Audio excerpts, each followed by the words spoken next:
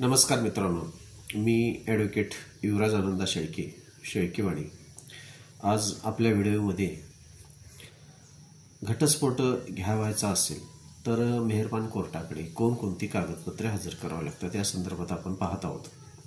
मित्रांनो, सरासरी जर आपण पाहिलं तर विवाह ही फार महत्त्वाची गोष्ट असते. दोन कुटुंबांचं मिलन असतं, वेगवेगळे पै पाहुणे एकत्र येत असतात आणि चांगल्या पद्धतीचे सुखी संसाराचे स्वप्न ही पती-पत्नीनं पाहिलेलं असतं. पण दुर्दैवानं काही अशा केसेसमध्ये पतीचं किंवा पत्नीचं काही कारणास्तव पटत नाही.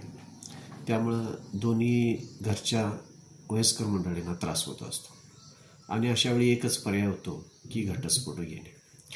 आता काही कायदेशीर प्रक्रिया जर आपण बघितलं तर मध्यस्थी घालून, पै पाहुणे घालून दोघांचे चांगल्या पद्धतीचे संबंध पुनर्स्थापित होण्यासाठी सगळ्यांनी प्रयत्न केलेले असतात. सगळा प्रयत्न करून सुद्धा दोघं पती पत्नी एकत्र नांदण्याची इच्छा राहत नाही. तर अशावेळी काय केलं जातं की घटस्फोटासाठी अर्ज दाखल केला असतो.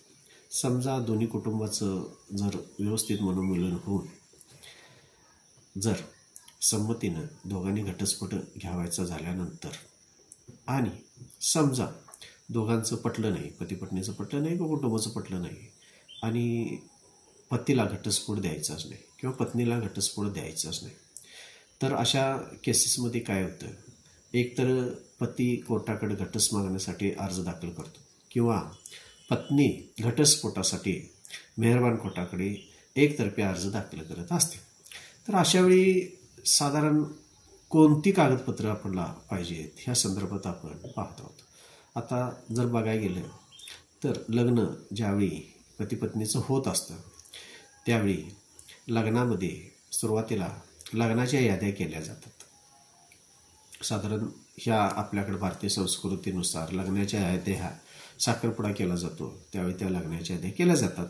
त्या लग्नाची जी काही यादी असतील त्यामध्ये साक्षीदार वगैरे असतात किंवा मणिमंगळसूत्र वगैरे जे काही सोनं मुलाकडून मुलीला किंवा मुलीकडनं मुलाला जे काय दागदागिने घातले असतात किंवा जे काही ठराव झालेला असतो त्याला लग्नविवाह ठराव म्हटला जातो. त्याची एक प्रत मेहरबान कोर्टाकडे देणे गरजेचं आहे.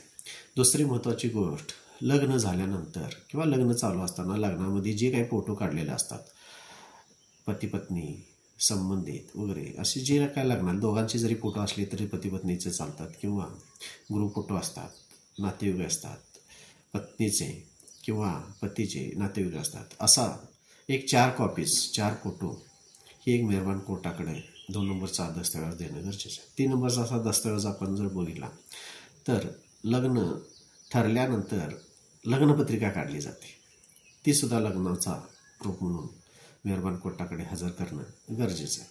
चौथी महत्त्वाची गोष्ट, पती आणि पत्नी यांचे जे काय आधार कार्ड असेल, आधार कार्डाची प्रूफ ही देणं गरजेचं आहे. त्यानंतर महत्त्वाची गोष्ट बघितलं असेल तर ॲड्रेस प्रूफ, पतीचे किंवा पत्नीचे दोघांचे जे काय रेशन कार्ड वगैरे असेल तर त्या रेशन कार्डाप्रमाणे प्रूफ देणं गरजेचं आहे. त्यानंतर महत्त्वाची गोष्ट, लग्न झाल्यानंतर सदरचं पती पत्नीचं लग्न झाल्यानंतर पती हा आपल्या गावामध्ये ग्रामसेवक यांच्याकडे आरेसर नोंदणी करत असतो, लग्नाची नोंदणी. त्या ग्रामपंचायतमधून विवाह झाल्याचे नोंदणीपत्रक घेणं गरजेचं आहे. ते नोंदणीपत्रक मेहरबान कोर्टाकडे हजर करणं गरजेचं आहे. काही पती असतील किंवा पत्नी असतील ह्या शहरामध्ये राहत असतात, त्यावेळी त्यांनी तेथील ज्यांच्याकडे करारपत्र केलं असेल राहायसाठी त्यांनी तेथील त्या मालकाचं जे काही करारपत्र असेल तिची प्रत जोडली तरी चालते. आणि ह्यामध्ये एवढे तरी महत्त्वाची डॉक्युमेंट हजर करणं मेहरबान कोर्टाकडे गरजेचं आहे. आणि त्यातून एखादा जर डॉक्युमेंट नसेल, आपल्याकडे उपलब्ध नसेल किंवा मिळत नसेल किंवा हरवलेलं असेल, त्यावेळी पतीनं किंवा पत्नीनं एक सदरचा डॉक्युमेंट कुठेही त्याचा गैरवापर केलेला नाही म्हणून किंवा आमचं लग्न झालं म्हणून एक ॲफिडेविट घालणं गरजेचं आहे.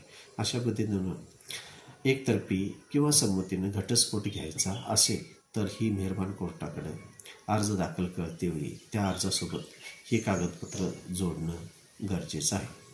आपण जर माझ्या चॅनलला सबस्क्राईब केलेलं नसेल तर सबस्क्राईब करावं आणि लाईक पण करावं आणि आपल्या मित्रांना काही अडचणी असेल तर सदरचा व्हिडिओ शेअर करावा. असंच ग्रामीण भाषेतून आपणला थोडक्यात आपला वकील म्हणून माझ्याकडं वेळोवेळी माहिती पुरवत जाईल. नमस्कार.